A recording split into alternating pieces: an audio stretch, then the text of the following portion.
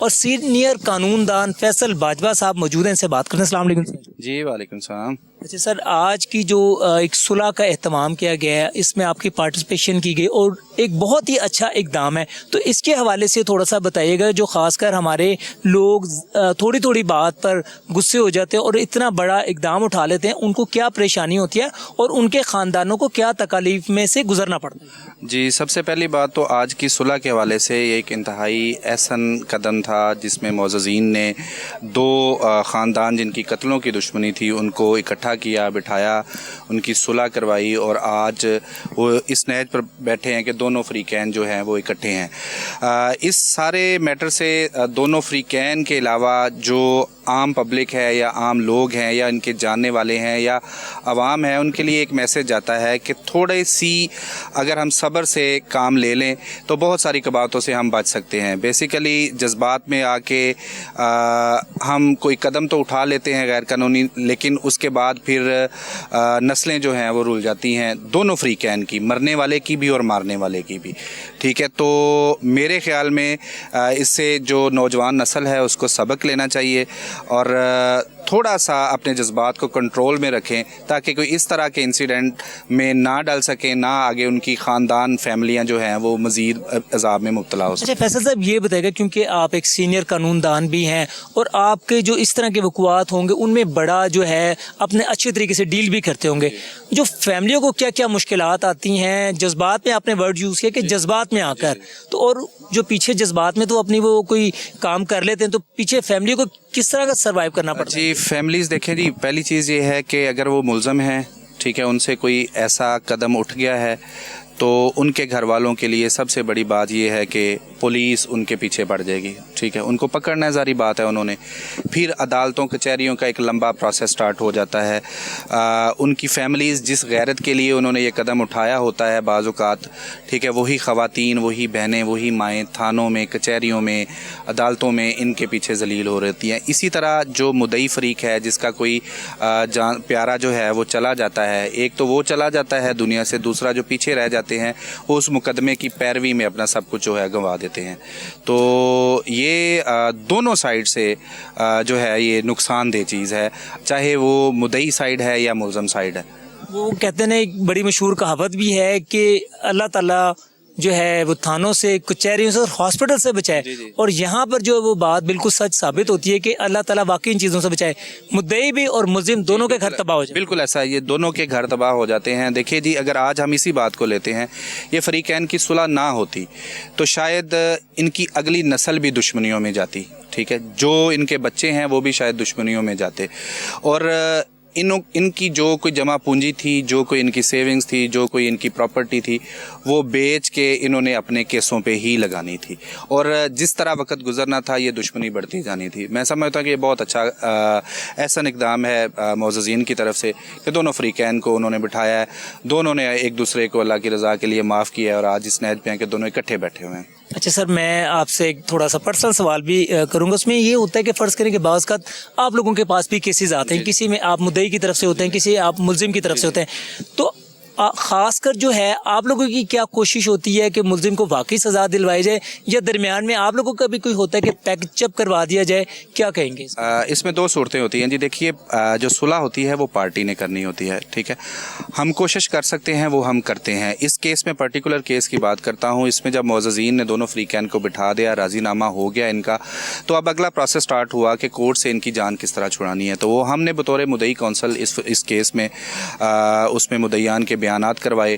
ٹھیک ہے, آپ اس کیس کے مدعی بھی ہیں؟ جی, میں اس کیس میں مدعی ہوں, اور جو دوسری صلح ہونے جا رہی ہے اس کیس میں ملزمان کی طرف سے میں وکیل ہوں. اچھا چلیں, یہ تو پھر آپ نے بڑی اچھی ریلیٹ کیا, اور بڑی خوشی کی بھی بات ہے کہ آپ لوگوں نے ایک نیکی کا کام ہے کہ آپ نے جو نسلیں ہیں وہ تباہ ہونے سے بچا. جی بالکل ایسا ہی ہے جی. اس میں بہت خوشی کی بات ہے یہ دونوں گھروں کے لیے کہ آج دونوں فریقین, چونکہ یہ ہمسائے تھے, ٹھیک ہے, کسی چھوٹی سی مس انڈرسٹینڈنگ پہ یہ اکرنس ہو گئی اور پھر یہ مطلب دشمنی میں بدل گئی, لیکن آج دونوں فریقین جو ہیں وہ شاید اپنے گھر سے دونوں فریقین جو ہیں وہ اکٹھے یہاں پہ آئے ہیں, تو یہ بہت خوش آئند بات ہے. فیصل صاحب ہمارے ساتھ موجود تھے, اور خاص کر یہ جو اس کیس کے جو ہے وہ اس میں مدعی فریق کی طرف سے بھی تو بڑی اچھی بات کی انہوں نے, جو خاص کر फैमिलियों को मैसेज दिया जा रहा है और ख़ासकर जो हमारी यूथ को मैसेज दिया जा रहा है, खुदारा अपने जज्बात के ऊपर आपने कंट्रोल करना है। अगर कोई मामला ख़राब भी हो जाते हैं तो कोई बात नहीं, उसको बैठ के हल कर लें ताकि आपकी जो जज्बात का खुमियाजा नस्लों को ना भुगतना पड़े। ऐसा ही है जी, बिल्कुल ऐसा ही है। बहरहाल मैं फिर एक दफ़ा अप्रिशिएट करता हूँ इन सारे मोअज़्ज़िज़ीन को जिन्होंने दो फ़रीक़ैन को इकट्ठे बिठाया है।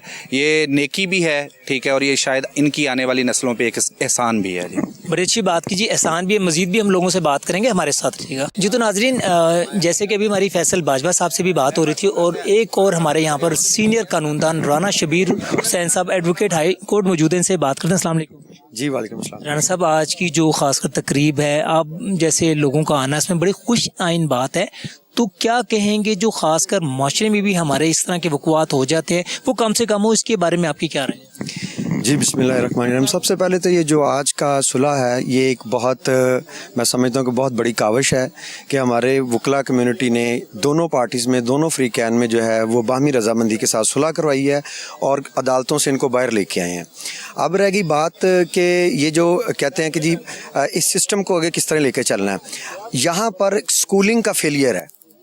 जितने भी बैकवर्ड एरियाज़ हैं, इनको अगर इनके पास अनलाइसेंस्ड वेपन है तो वो नहीं होने चाहिए। ये गवर्नमेंट को डेटरेंट थ्योरी पे काम करना चाहिए, ना कि आप जो है वो अनलाइसेंस्ड वेपन उनके पास, बच्चों के पास हो और टीन एजर में हो। टीन एज में तो बच्चे को आपने डायरेक्शन देनी है। अब अगर आपकी स्कूल में स्कूलिंग प्रॉपर नहीं हुई, अगर आपको एहसास नहीं दिया गया कि किसी को आप नुकसान पहुंचाएंगे, तो उसके पीछे जो है उसका पूरा ख़ानदान जो है वो तबाह हो जाएगा और पूरा सिस्टम जो है वो डिस्टर्ब हो जाएगा। राना साहब, मैं आपको यहाँ पर टोकूंगा कि देखें, आपने बात की कि अनलाइसेंस, जो जिनके पास लाइसेंस नहीं है उसके ऊपर क्रैकडाउन होना चाहिए। ये तो बहुत मुश्किल होगा। जिसने अगर कोई काम करना है तो वो लाइसेंसी वेपन के साथ भी करेगा। और लेकिन फिर दूसरी तरफ ये भी आता है कि खासकर जिन लोगों की दुश्मनियां होती हैं वो कहते हैं कि ये हमारी हिफाजत के लिए बहुत ज़रूरी है। जी, इसमें मैं आपको एक चीज़ दिखाता हूँ। अब ये मेरे पास अपना होम डिपार्टमेंट ने लाइसेंस मुझे जारी किया है। ये मेरे पास पिस्टल का लाइसेंस है और कंप्यूटराइज है। चूँकि मैं एक फौजदारी वकील हूँ और मेरे पास होम डिपार्टमेंट ने मुझे हाई कोर्ट से परमिशन लेके मैंने लाइसेंस बनवाया।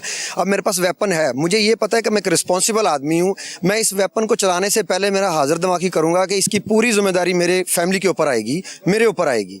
अब जिनके पास अनलाइसेंस वेपन है, जितने भी मर्डर होते हैं उनको अनलाइसेंस वेपन जो है उसकी जब वहाँ पर वो कोर्ट्स में जाते हैं तो उसकी आइडेंटिफिकेशन नहीं हो सकती कि ये वेपन किसका है, ये चला या नहीं चला।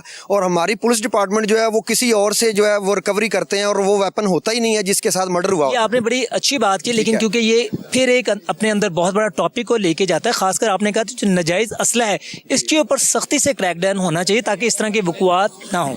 देखिए, इसके ऊपर एक पंजाबी में एक वो ऑफेंस है पीपीसी का 13वीं पैंट।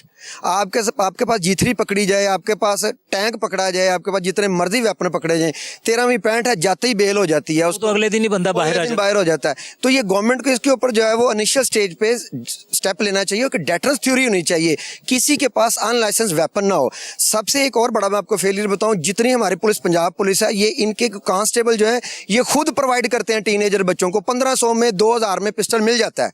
साहब, ये बहुत बड़ी बात कह रहे हैं और इसको मैं गारंटी के साथ बात कर रहा हूँ। इस टॉपिक ये भी है क्योंकि एक अलग से टॉपिक है, इसके ऊपर भी हम बात करें। खासकर जो आज की सुलह हुई है यूथ के लिए क्या पैगाम है? देखिए, यूथ जो है, एक तो सबसे बड़ी बात है, यूथ को अब जो पेरेंट्स हैं उनको अपने बच्चों को जो है वो नज़र रखनी चाहिए। आजकल सबसे बड़ा फेलियर एक तो मोबाइल है। मोबाइल के ऊपर जो है वो बच्चे फौरी से टिकटॉक देखते हैं और देखते हैं फलां बंदे ने जो है ये एक्ट किया है तो हम भी कर लेंगे, कोई इशू नहीं है। पेरेंट्स को भी नज़र रखनी चाहिए कि बच्चों के टीनेजर के पास कम से कम वेपन नहीं होना चाहिए। देखिए, कोई बच्चों में झगड़ा हो जाता है, कोई किसी को स्प्लैश करता है, कोई पंच करता है, तो उससे तो कम से कम दूसरे की जान बचे। बिल्कुल आपने अच्छी बात की। अगर कोई झगड़ा हो जाता है, कोई तलक कलामी हो जाती है, तो उसका मतलब ये नहीं होता कि अगले की जो जान से ही उसकी जान को ख़त्म कर दिया जाए।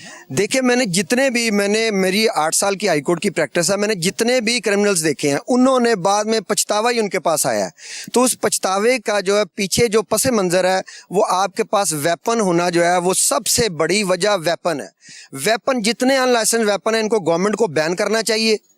लाइसेंसी वेपन हो, और जिसके पास सिक्योरिटी अगर होम डिपार्टमेंट ने दी है उसके पास सिक्योरिटी होनी चाहिए। ये नहीं कि हर बंदा जो है वो 4-4 गन्ने उठाए और वो सरेआम फिरता रहे। ये जो डीआईजी साहब का रंग साहब बड़ा अच्छा इकदाम है, वो डाला कल्चर को भी खत्म कर रहा है और बड़ा अच्छा इकदाम कर रहे हैं।